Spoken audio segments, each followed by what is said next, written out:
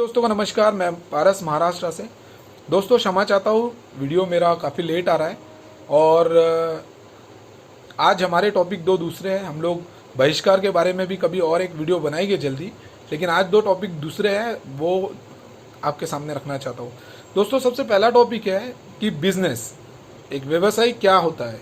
एक व्यवसाय में, बिजनेस में अनेक प्रकार के लोग जुड़े होते हैं। जैसे उदाहरण के तौर पर एक डब्बा बिकता है, मान लीजिए, उसमें अनेक प्रकार के लोग जुड़े होते हैं। डब्बा फैक्ट्री में बनता है, फैक्ट्री वाला होता है, फिर डिस्ट्रीब्यूटर होता है, होलसेलर होता है, रिटेलर होता है और फुटकर होता है जो रोड पे छोटी छोटी दुकानें लगा के बेचते हैं। इतने सारे लोगों को रोजगार मिलता है एक डब्बे से। अनेकों प्रकार की चीज़ें हैं, हजारों प्रकार के बिजनेस है। लोग अलग अलग प्रकार की चीज़ों में कहीं ना कहीं अपना रोजगार कर कर आर्थिक स्थिति को सुधारते हैं। दूसरी तरफ अभी इस समय, वर्तमान समय में जो चीज़ें चल रही है, हम लोग देख रहे हैं कि ऑनलाइन बिजनेस को बहुत ज़्यादा बढ़ावा दिया गया है। तो कहीं ना कहीं इसका असर ये होता है, दो तीन असर होते हैं दोस्तों। एक तो सीधे तौर पर ये होता है कि हमारे देश में जो व्यवसाय कर रहे हैं, जो अपनी दुकान खोल के बैठा है, इलेक्ट्रिक बिल भर रहा है सुबह से शाम तक, उसके पास काम करने वाले लोग हैं, कहीं रोजगार जनरेट हो रहा है, वो अपनी दुकान में साफ सफाई कर कर दिन भर बैठता है, पता चलता है ऑनलाइन बिजनेस पूरा लेके चले गया। आखिरी नतीजा ये होता है कि वो अपनी आर्थिक स्थिति में धीरे धीरे पीछे सरकता जा रहा है, यानी मेहनत करने के बावजूद वो अपना फल नहीं पा रहा। दूसरे नंबर की सबसे बड़ी चीज़ ये भी है कि कहीं ना कहीं उस ऑनलाइन बिजनेस से रोजगार छीना जा रहा है। क्योंकि रोजगार ऐसे है कि जहाँ पे ये धंधों से लगे छोटे छोटे लोग बिजनेस कर पा रहे हैं ऑनलाइन, सीधे सीधे आज छोटे छोटे गांव तक ऑनलाइन स्टोर, ऑनलाइन प्रोडक्ट पहुँचा दे रहा है। दूसरे नंबर की सबसे बड़ी चीज़ ये भी है कि इसमें विदेशी कंपनियाँ भी है। अब विदेशी कंपनियाँ भी इसमें आ रही है और वो भी कहीं ना कहीं हमारे देश को इस तरीके से चीज़ें कर रही है।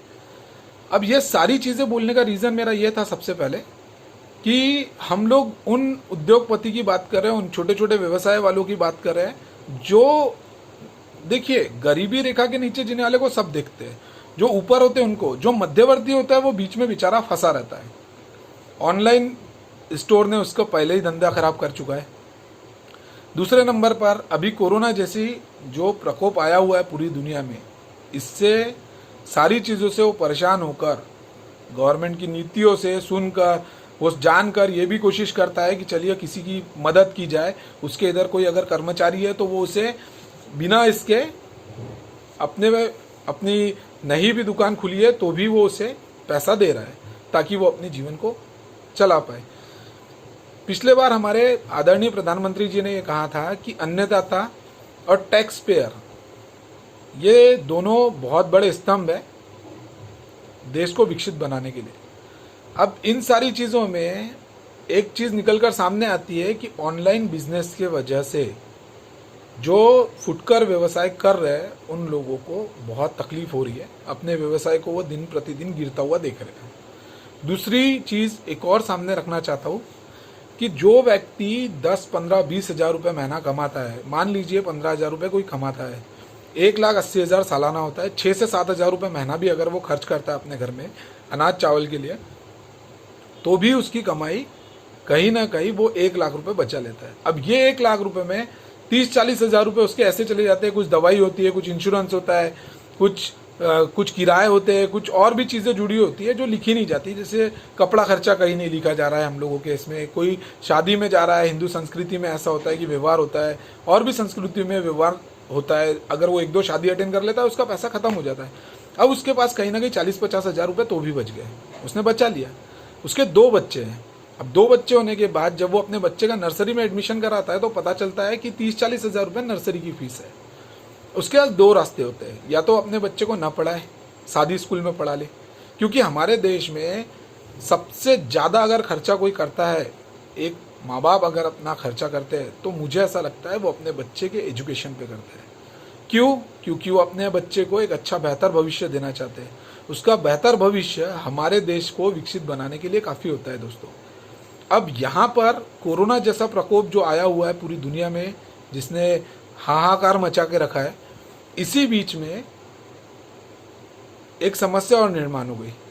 वो बेचारा जो व्यवसायी घर पे बैठा है, उसको स्कूल की फीस भरनी है। अब वो बोल रहा है कि मैं स्कूल की फीस कैसे भरूं जब स्कूल ही नहीं शुरू है। तो स्कूल वाले उसको फ़ोन करके बोलते हैं कि ये सारी स्कूल की फीस आपको भरनी है।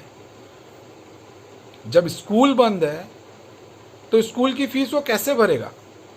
आज आज अगर देखेंगे ऑनलाइन क्लासेस के बारे में बात की जा रही है। एक तरफ डॉक्टर्स लोग ऐसे बोलते हैं कि छोटे बच्चों के हाथ में मोबाइल स्क्रीनिंग टाइमिंग नहीं होना चाहिए, और दूसरे तरफ ऐसी समस्या को देखते हुए स्कूल कॉलेजेस के शिक्षाएं शुरू की गई। अब शुरू की गई और हमसे बोला जा रहा है कि हम अपने कारागिर, हमारे वर्करों को पैसा दें, और दूसरी तरफ स्कूल वाले हम लोगों को फ़ोन कर कर बोल रहे हैं कि आप अपने स्कूल की फ़ीस जमा करिए। जब स्कूल ही नहीं गया हमारा बच्चा तो किस चीज़ का मेंटेनेंस का पैसा देना है कि लाइट बिल का पैसा देना है। मैं सरकार से ऐसा अनुरोध करना चाहता हूँ कि इस तरीके से अभी जो समस्या से पूरी दुनिया घिरी हुई है, उस करदाता को भी आप देखिए जो सुबह से शाम तक परेशान है, मेहनत कर रहा है।